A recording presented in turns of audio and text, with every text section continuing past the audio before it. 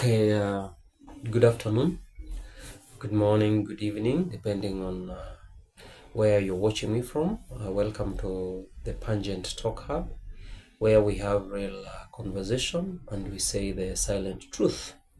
It has been a while. We haven't met again, but we're running some few errands to ensure that we make things set. Now, today, without wasting much time, I want us to dive into an issue that has been going around in our media stations and the social media, mainstream media, in regards to what is killing the young men. Now, this is like now in one of the news, let me call it news, or newspaper, let me call it the daily newspaper of the one of the East African countries, that is Kenya, known as it was a Saturday's Nation, whereby it had a headline at the front page, and in this headline, this is the headline read that what is killing young Kenyan men? What do you think is killing the young Kenyan men? If you think you have a clue, don't hesitate to comment in the comment section so that we can be able to have this kind of conversation. But the reality, this is not an issue that is within Africa only or Kenya only, but it's an issue that is affecting let's say, the globe at large, the world at large. Because if it is happening in one of the countries, it means there are much likelihood that it is happening in another area. So it is ideal that we have this conversation, because the issue is becoming now, it's like kind of a crisis. We can call it a crisis. And when something becomes a crisis, it means it is something that has gone overboard. Okay? Now, let's talk. What is really killing the young men, Kenyan men, out there? To me, whatever I'm going to share is based on the research I've done over the internet and trying to understand the kind of life these young people are living, maybe the economical status, the financial status of these young men and women. And this is my finding. So let's dive into it. The truth is, what is killing the Kenyan young man is actually suicide. Then we have drugs. Then we have accidents. Then we have things like violence. And the crisis behind the numbers. There's a crisis behind the numbers. What is killing the Kenyan young man?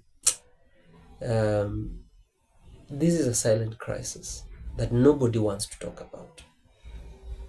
And to see it come to the mainstream media, it means that this issue is escalating every day.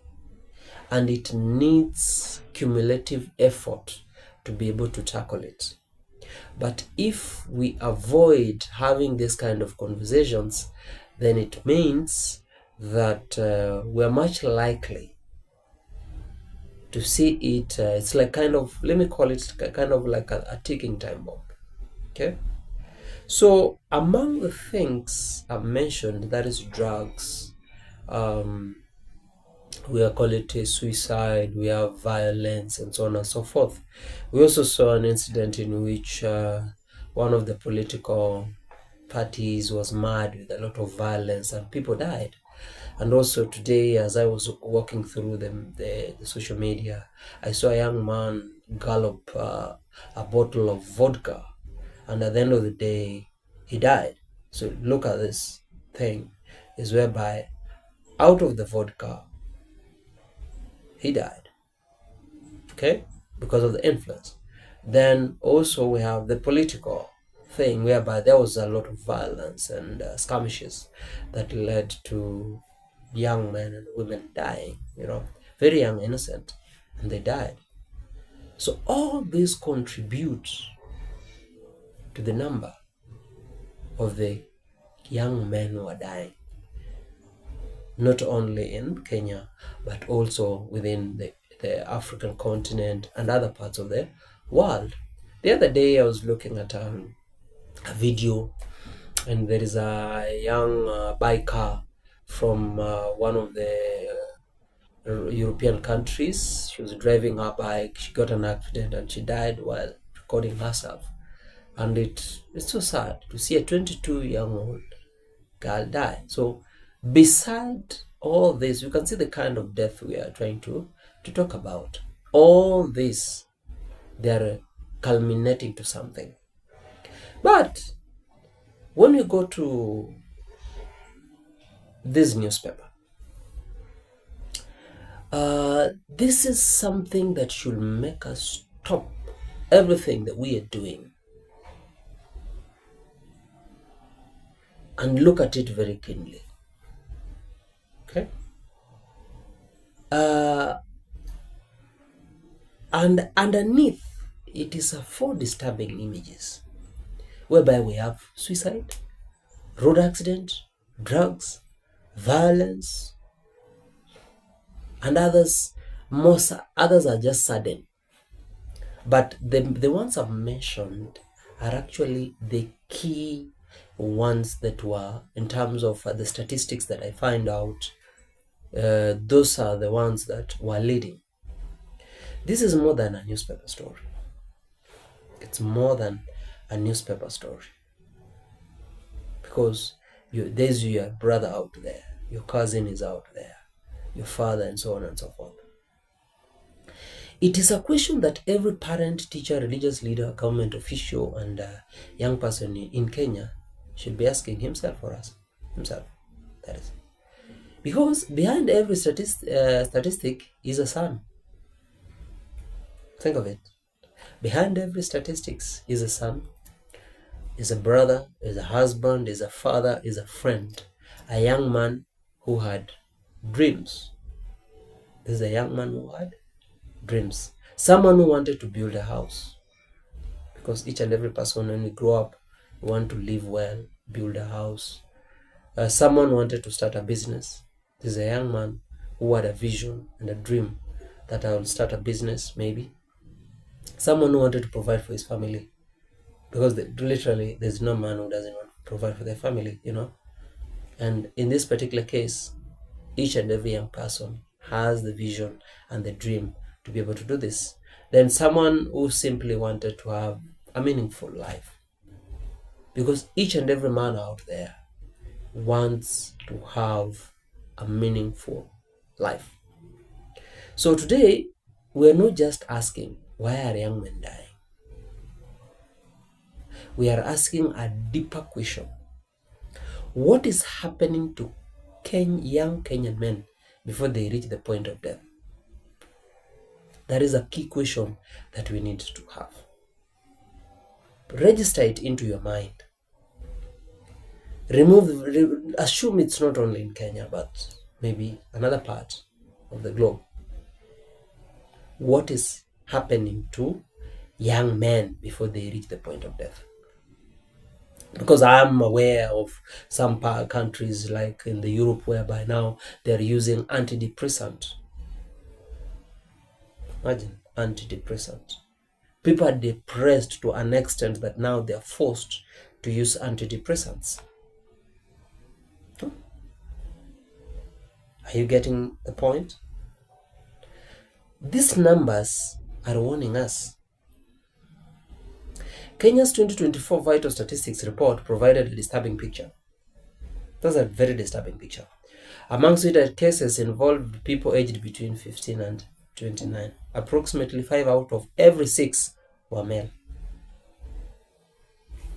Look at that. Look at that statistics. Among suicide cases involving people aged 15 and 29, approximately 5 out of every 6 were male. Remember the question we have asked ourselves. That means we cannot discuss suicide among young people as though gender makes no difference. Young men are facing a particular serious problem, and suicide is only one part of the picture. Suicide is just one part of the picture that we cannot ignore. Road crashes are another one, like the border sector. Accident day in, day out.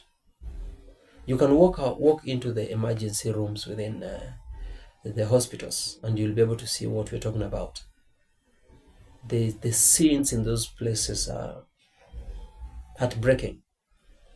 Because according to reported NTSA data for January to March, that is 2025, 84.9% of road traffic fatalities were male. Are you literally getting what I'm trying to say?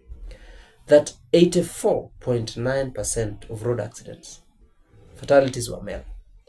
Pedestrians, motorcyclists, pillion passengers, and cyclists together accounted for more than 3/4 of traffic deaths. 3/4 of traffic deaths. Then there is violence. That's another thing. Kenya's National Police Service recorded 3,015 homicide cases in 2024. 3,015 homicide cases in 2024. And according to the 2024 homicide analysis report by Kenya Crime Research Authority, males represented about 70% of the homicide victims in the DCI data examined. 70%. Meaning, when we're talking about 70%, you are able to get the number is above 2,000. What does that mean? So here, we have a pattern. Young men are disproportionately represented among people dying from several forms of injuries, violence, and other self-harm. They're your brothers, they're your cousins, they're your sons, your husbands, grandsons, friends, buddies, if I can call that. The question here we need to ask ourselves is, why? The question is, why? Let's look at the first killer. Silence. Perhaps the most dangerous thing killing young men is something we cannot see. Can you see silence? You can't. Silence is one of the killers. Many boys grow up hearing men don't cry, because men have to be strong, and that is actually the way it should be.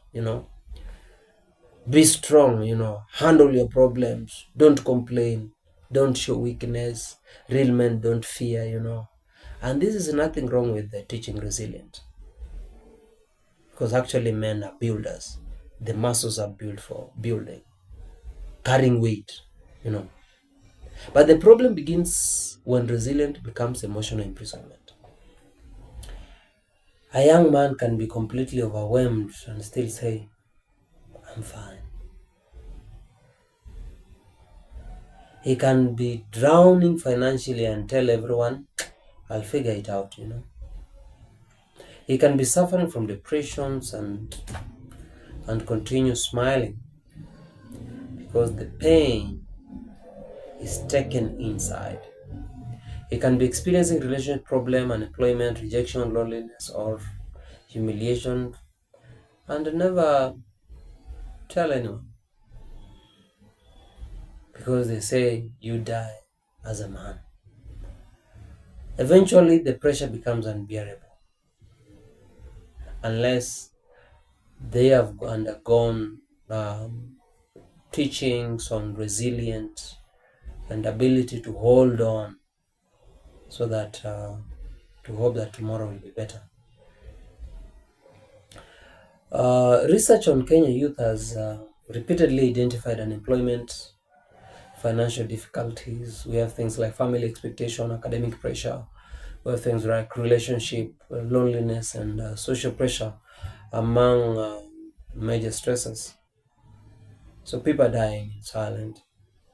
It's not only the young man, but also it's affecting the older men too. The statistics are out there, but today we're just focusing on the young men. The tragedy is that many young men are taught how to make money. They are taught how to fight. They are taught how to, like, life is a competition. They are taught how to provide, but many are never taught, how do I ask for help? Look at that. How do I process failure? How do I deal with rejection? How do I manage anger? How do I deal with grief? How do I talk about depression? The education is also necessary. This is something that cannot be looked down on. We need to teach our young men and women on how to process failure, on how to process rejection, on how to handle anger, self-control. The key thing is self-control and self-discipline.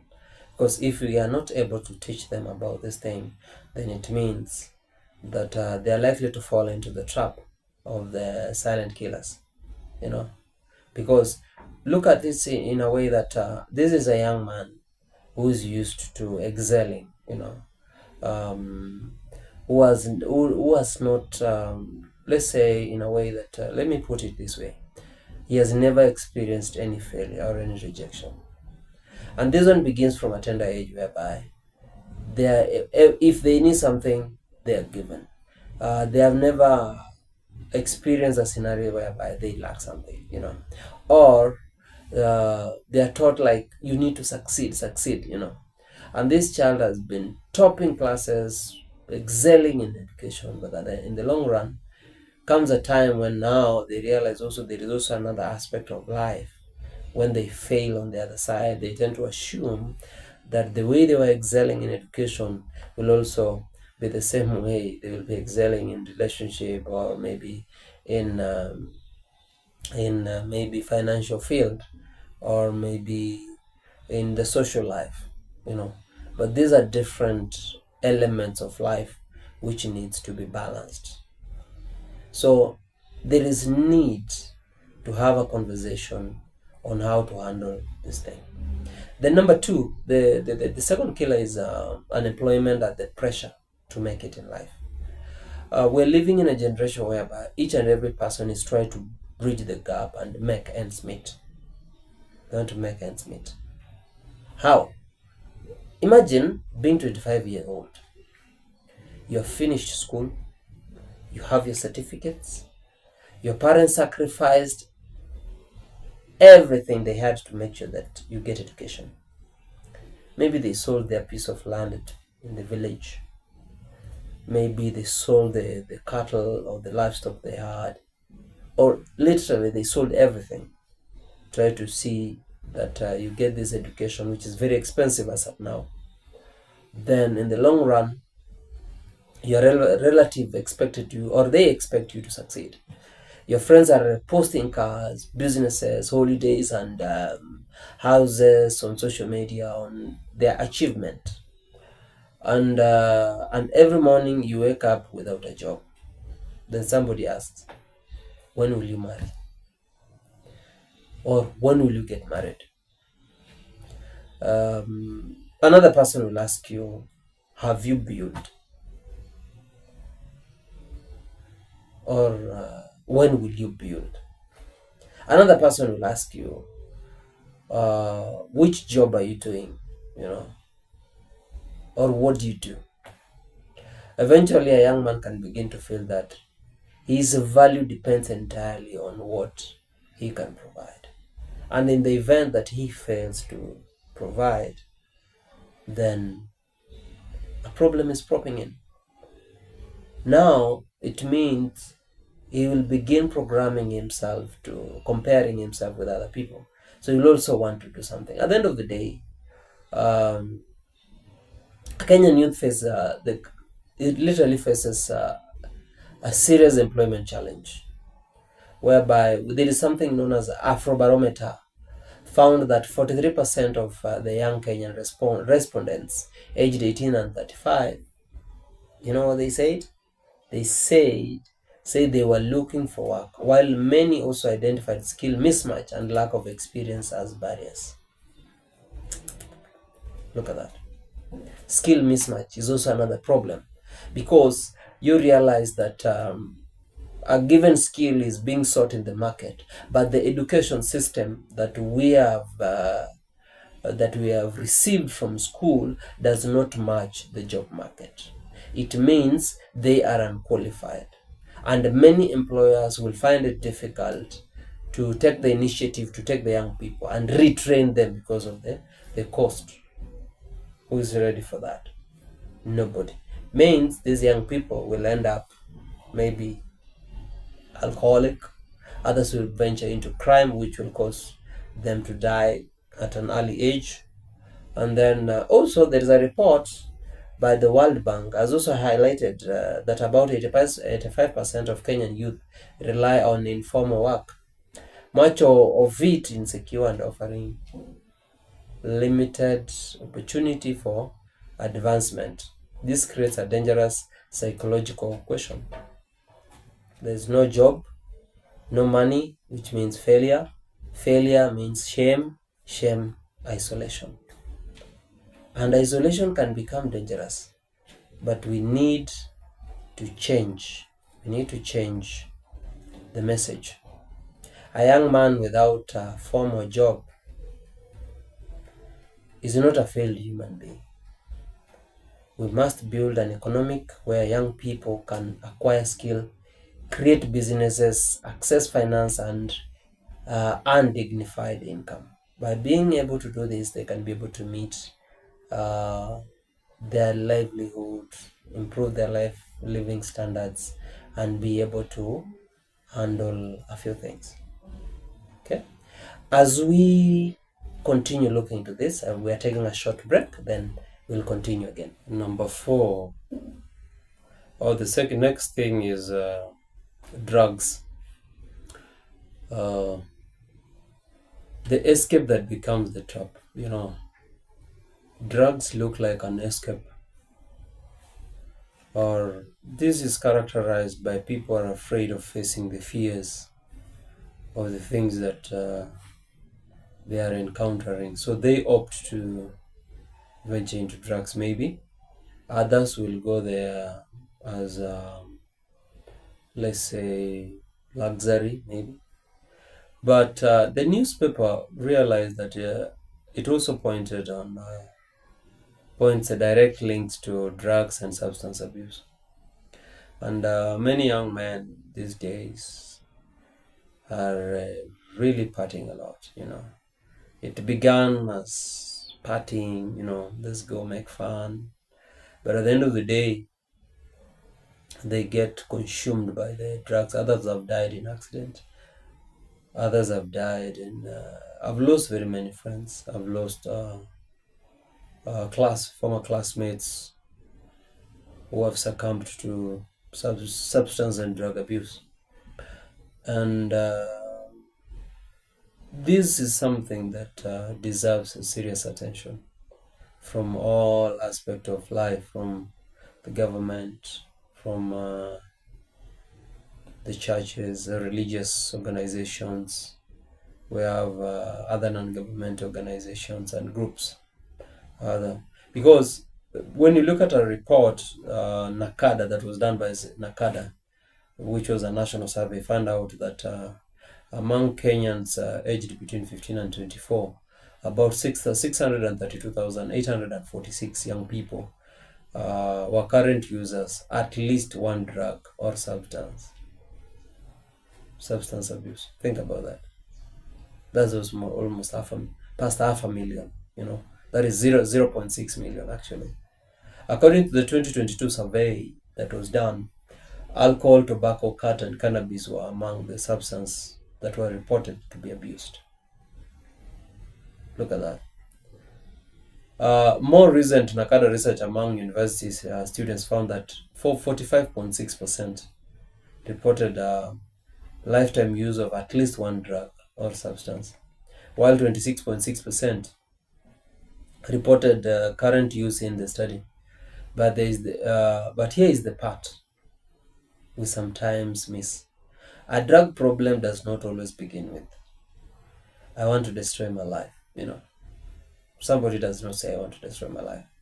Sometimes it begins with, I just want to relax. I just want to have fun. I want courage. I want to forget. Forget what? Okay? I want to fit in. I want to sleep. I want to escape. That is why fighting drugs requires more than arrest. We have to ask, what are young people trying to escape from? There is something behind the curtain that we are not seeing, that we need to address. One, unemployment, loneliness. Others who have trauma, we have peer pressure. Others are running away from family conflicts. Others are running away from something like hopelessness and stress. Others, depression coming in because of maybe the things that are happening within the society. So if we remove the substance without addressing the underlying problem, another escape mechanism may replace it. We may think we are removing drug as a killer, but another thing will come in, which we will not be able to handle. Then we have road accident. That's why are men dying in such large numbers? Accidents, actually. Look again at the newspaper. One of the symbols represent a road crash. This is another area where young men are particularly vulnerable. NTSA, which stands for National Transport Authority, a governing body within the transport system in Kenya, reported figures of early 2025 showed men accounting of nearly 85% of road accident fatalities. Why? There are several possible contributions. We have things like risk-taking behaviors, We have things like speeding, we have dangerous overtaking, motorcycles related risks, driving under the influence of maybe a substance or a drug. We have things like fatigue, we have poor road user behavior, economic pressure among transport workers, we have weak enforcement, we have poor roads conditions in some areas, which are among the key contributors to this kind of accidents. We have also things like recklessness, indiscipline cases, they also chip in. But we should be careful not to reduce this to men are reckless. The bigger question is, why has risk-taking become so normalized among young men? Why? You will find a young person over speeding, driving his motorcycle as if is late. Or you realize that we are ever late. But the question is, where are we heading to? We forget that the bodies we have do not have spare parts, actually. Once you engage, or if you have found yourself in an accident, some of these things cannot be mended. So, for some, danger becomes a demonstration of courage. Fast motorcycle, fast cars, overtaking, drinking and driving, fighting, fear is for women. Look at that statement. And then the culture needs to change. This is a culture that needs to change. So if we are to reduce this kind of deaths happening. But it is still being ignored. It will be aired in mainstream media, but action. We realize that we will be acting out of impulse to show people that we need to do ABCD. But in reality, we are avoiding looking at the root causes. We will create rules, yes, but do we have a culture that follows the rules that have been set forth? That is an issue that needs to be addressed. Being careful is not a weakness. Wearing a helmet is not a weakness. Many border guys, actually, you'll find they don't like wearing helmets. They dislike. I remember one time I was asking a border rider, like, why don't you wear a helmet? Okay, do you have a helmet for me? He said, I don't like helmets. Then I was like, what? So you look at it, we need to go deeper and try to understand, like, why don't they like this helmet? Then we need to create awareness of refusing to drive while drunk. Let them know that refusing to drive drunk is not a weakness. It's actually showing care to yourself and to other individuals. Walking away from a fight is not a weakness. It doesn't mean that you're a coward. You're not a coward. You know, others will begin fighting, and then when they fight, like now there is an incident with a case that one guy stabbed another one, but they were all drunk after a drinking party. There are many cases in our mainstream media, and they are all depicting why. They're depicting, or they're pointing to drug and substance abuse. So sometimes the strongest man is the man who chooses to go home alive, not the one who chooses to go home on a coffin. So it's an appeal. It's something that we need to take into account. Like, what do you want to do? Do you want to go home on a coffin, or do you want to go home alive? And remember, when you're dead, that one cannot be reversed. Okay? Then we have another issue in regards to violence when manhood becomes a weapon. I've titled it "When Manhood Become a Weapon." This is the fourth symbol in the newspaper whereby it represents violence. And this is complicated because young men can be both victims and perpetrators of violence at the same time. Kenya's National Police Service recorded thousands of homicide cases in 2024. Think about it.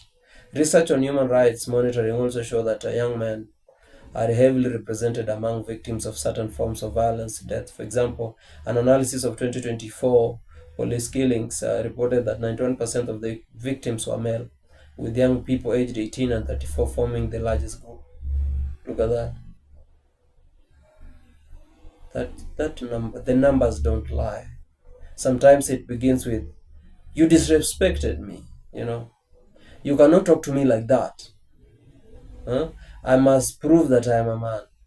That is where we need a new definition of masculinity. A man's strength should not be measured on how many people fear him. It should be measured by his ability to have self-control, to have the ability to walk away. Remember we said walking away does not mean weakness. It means that I've created a simulation of the outcomes of me choosing to engage in a fight and me choosing not to engage. So I've weighed all the options and realized that walking away is actually the best solution that one can take, rather than venturing into a fight which can culminate into a serious injury or a death. And remember, if maybe in a fight a man is killed, it means an individual is going to spend most of his life in jail, something that could have been avoided. A powerful man is not necessarily the man who can destroy another person. A powerful man is the man who has the strength to walk away. Just walking away, it means you have the power. You take away the energy from the scene, and this one allows you to be able to avert an impending problem. And then also beside that, we have this scenario or this thing about the economic pressure of being the provider. Now, take it as an example. There's another conversation where we rarely have the pressure on men to become providers. Providing for a family is a noble responsibility, yes. But what happens when society tells a man, you are a man only if you have money? And if you don't have money, you're disrespected. Then unemployment becomes more than an economic problem. It becomes an identity crisis because I don't have anything. It limits you even associating with certain people from a given sector of group, which may lead to maybe loneliness, uh, something like inferiority complex, which is an issue. A man may begin asking, am I still respected? Can I marry? Can I have children? Can I take care of my parents? Am I a failure? This is why economic empowerment must be part of mental health policy, whereby young men should be empowered to be able to have a living. Mental health is not only about hospital. Sometimes mental health is interventions looks like a job, a skill, a gig, a business opportunity, a mentorship program, a supportive family, a safe community, a sense of purpose. They all give out to solving this kind of problem. Now, another issue that culminates into this kind of that is social media and the comparison trap. Social media and comparison trap, this is something that many young men and women are comparing themselves to other people. And we need to talk about social media. What is its influence?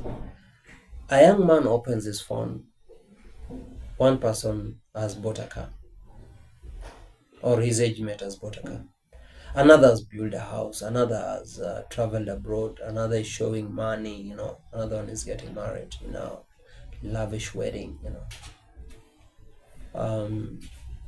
another is posting business success, another appears to have everything figured out. And the young man looking at all this is struggling just to pay rent. The problem, he is comparing his behind the scenes with somebody else highlight reel. And remember, social media has allowed everything you see on social media. I guarantee you that 70% appears to be fake. People are faking it. I can go out and find somebody's car, take a picture and post. Some people may think that I've made it in life, but it's just I'm cloud chasing. Social media can create unrealistic expectation about wealth and relationship, masculinity and success, because we are living a fake life. And when reality does not match the image, shame grows. Imagine whatever you posted the other day and the reality on the ground is not matching. We need to teach our young people something very important. Your timeline is not everybody else's timeline, because the way we have been raised differently from various backgrounds, and we need to look at things from various angles.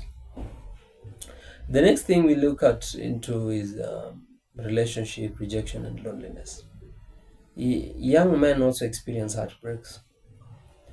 They experience rejection, divorce, breakup, custody dispute, family, we have some family conflict, the death of parents or maybe loved ones. We have friendship breakdowns. But many men have very limited emotional support networks. A woman may have several friends they can call and talk. I'm hurting, A man may have friends whose first response is, bro, let's go drink. Think about that. Let's go and drink. So we are running away from the actual program, and the pain gets buried.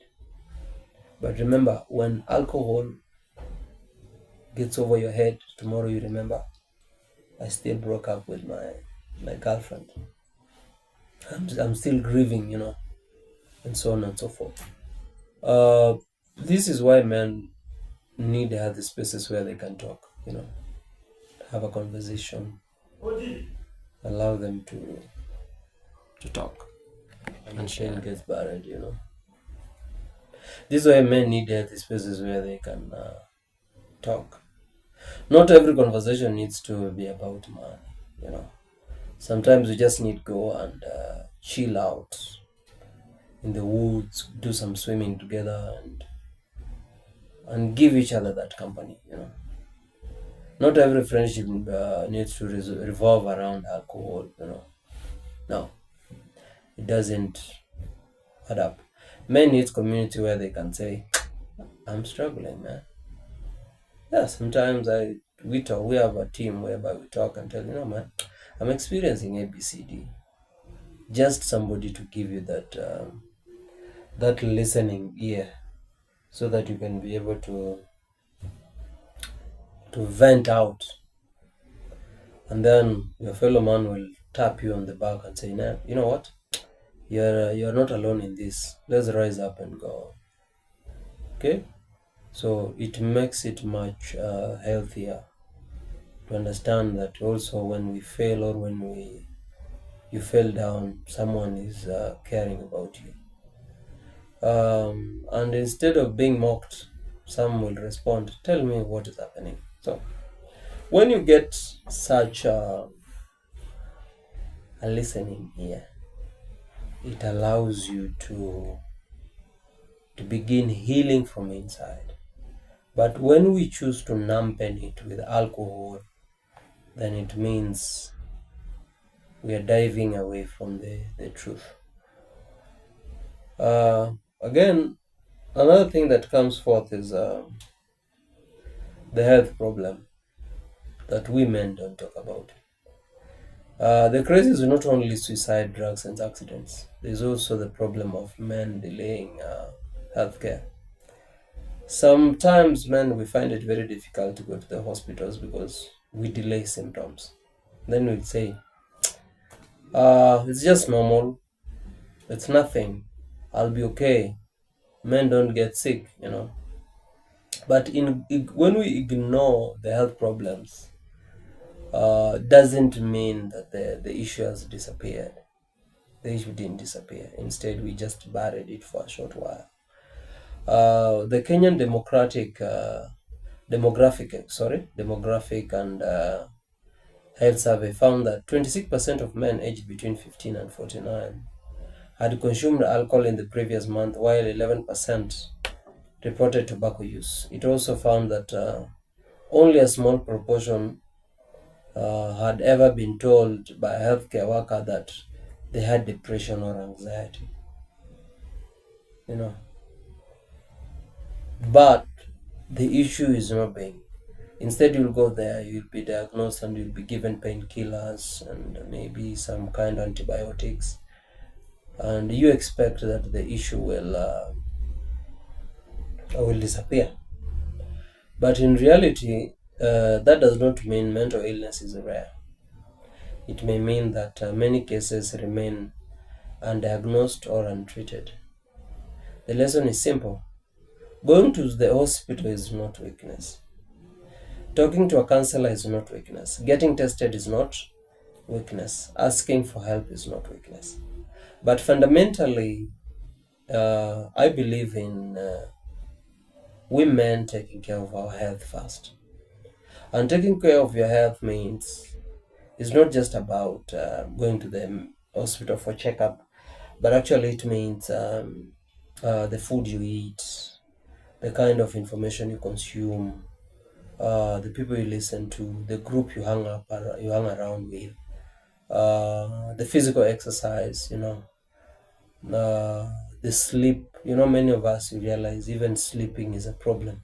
We don't sleep. You realize we sleep at 3, we wake up at maybe 4, or maybe at 5, or at 6 or 7. But remember, you're supposed to have a minimum of 6 hours sleep, so that you allow your body to recover. But many men, we choose not to do that. It seems like we're ever in a hurry, It's like we're being chased, or we will. It's like we are going to lose if we can spend time. Think about it this way. I've spent most of my time working, chasing money. Then at the end of the day, I get sick. What happens? I'll no longer be chasing the money, but I'll begin nursing my sickness. So what does that mean? I'm on the losing side, not on the gaining side. Because even what I was chasing is not enough to sustain what the problem I've caused for. So we need to take care of our health as a priority. So what is really killing young men, Kenyan men? Maybe the answer is not one thing. This is not a thing about Kenya only. It can be Uganda, it can be South Africa, it can be maybe Tanzania, it can be Rwanda, Burundi, DRC, maybe it can be parts of Europe, Asia, the Middle East, South America. I think we have looked at cases where in the South America where people have been consuming a lot of drugs. This is something you need to take into account. Maybe it's a chain. It begins with economic pressure, then comes to frustration, then it comes to isolation, then some substance abuse or risk behavior, then depression, anger or hopelessness, then violence, accidents or self-harm, and finally, death. The newspaper gives us the visible killers, but underneath they are invisible killers. Hopelessness, loneliness, shame, untreated mental illness, economic insecurity, addiction, social pressure, distorted definition of masculinity, and sometimes a society that notices a young man only after he's dead. Think about it. It's you and I, brother for brother, friend for friend, shoulder for shoulder. So, what can we do? What can you do? If we are serious about saving young men, we need more than speeches. Speeches are not enough. We don't need impulse action. We need strategic action. And maybe I can go ahead and highlight a few recommendations from my research and my point of view. And on this, it doesn't mean that whatever I'm going to share is the ultimate answer to everything. We can have contrary opinions. Okay, we can disagree or agree at the same time. One is let's teach boys about emotional intelligence.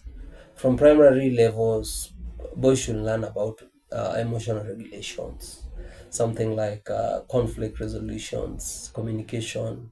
Let's teach them about financial literacy. We have something like about something to do with decision making. We have healthy relations. We have mental health awareness and responsible masculinity. Education should produce men who can think, solve problem, and manage themselves, not merely men who can compete for job and success. That is number one.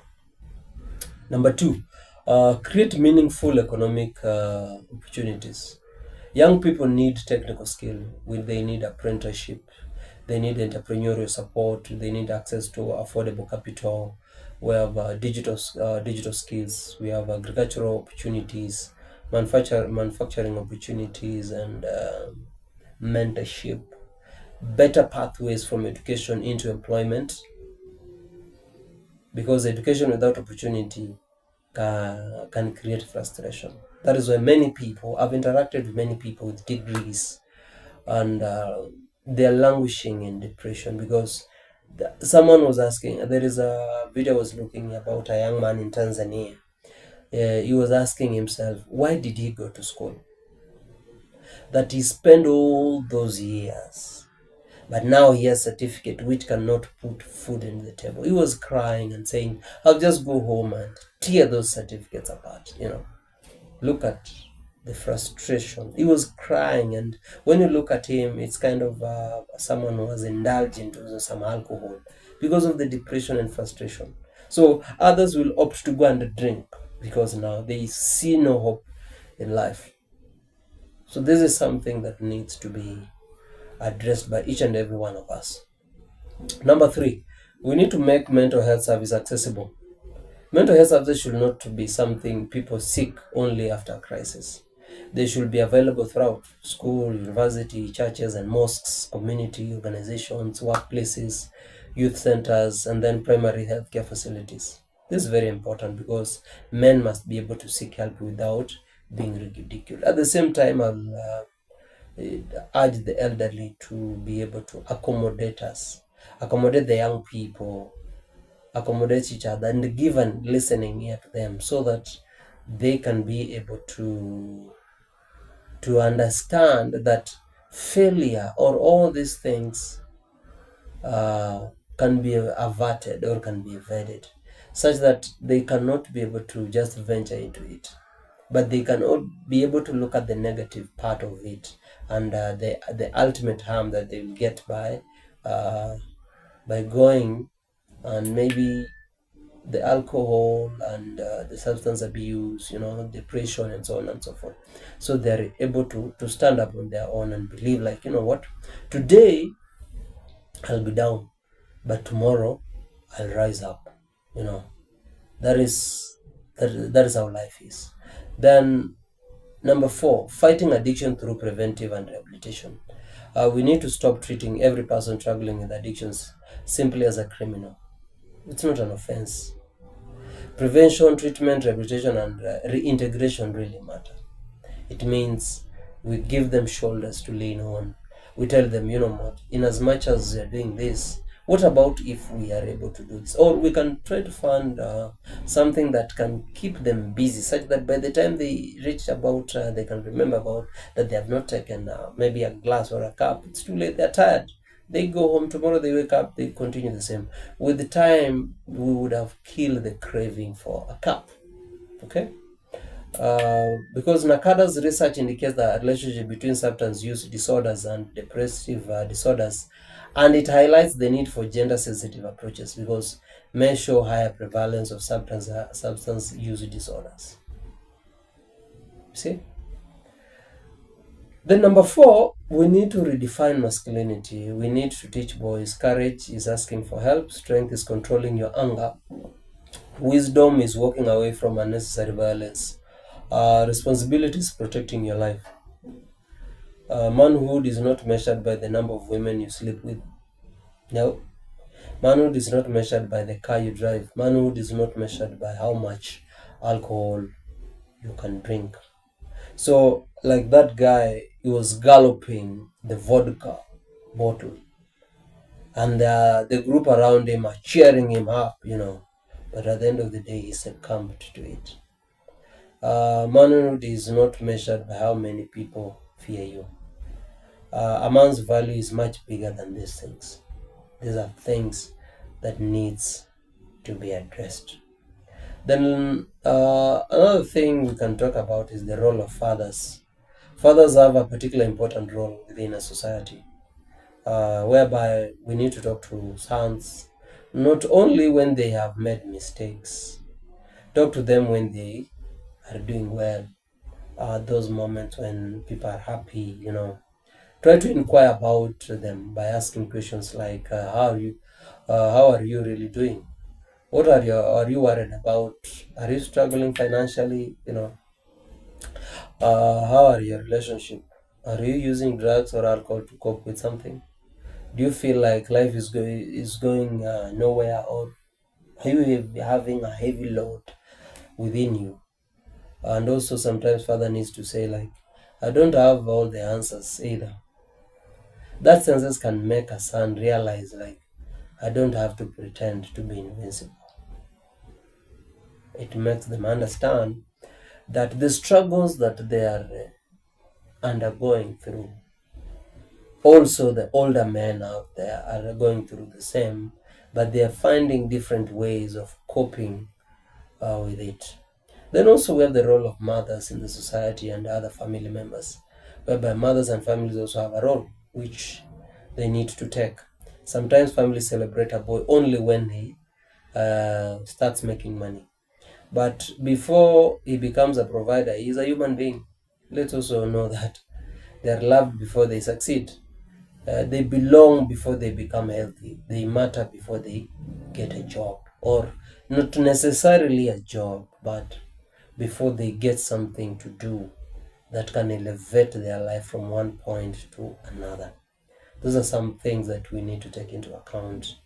The sense of belonging can be very protective to each and every young man. Then we also have the role of the religious communities, and we also the community leaders at large. Churches, mosques, community organizations, they have enormous potentials, but young people do not only need to hear, pray harder.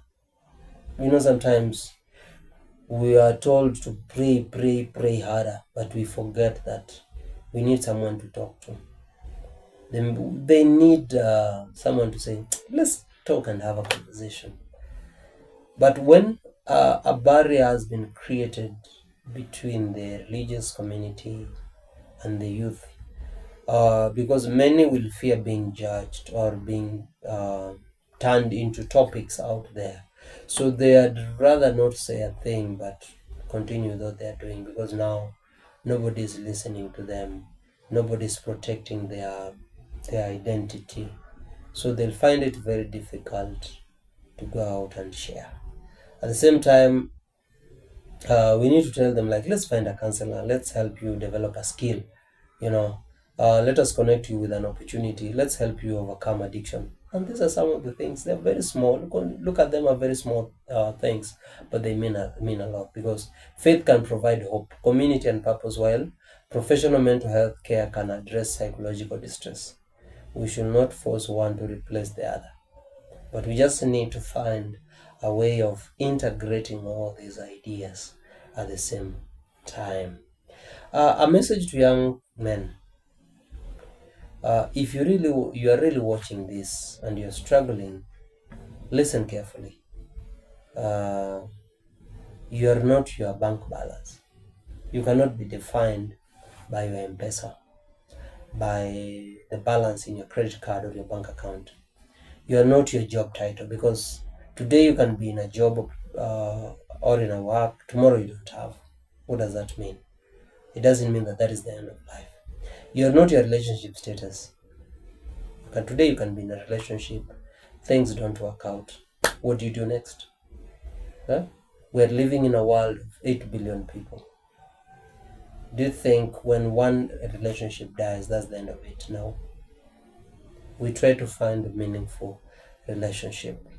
Then you're not the car you drive. Today you can get a car, and tomorrow you are involved in an accident and you're no more. You see, that's not the end of it. You're not the clothes you wear. I haven't worn. We should not demean ourselves by the clothes we wear, but doesn't mean that you wear recklessly. It means you take care of yourself, or love yourself. Before you love somebody, treat yourself better, you can be able to handle all these things by yourself, but you need to have the awareness that once I'm able to do A, B, C, D, it means things will work out for me. You are not the number of people following you. Actually, you don't need a multitude of people following you. No, because you can have a multitude of people who are following you on social media, TikTok, Facebook, Twitter, but in reality, what life are you living? We have seen people who have a massive following, but down here where they live, they're languishing in depression. Is that the life you want? No. And you are not a failure simply because your life has not worked out the way you want.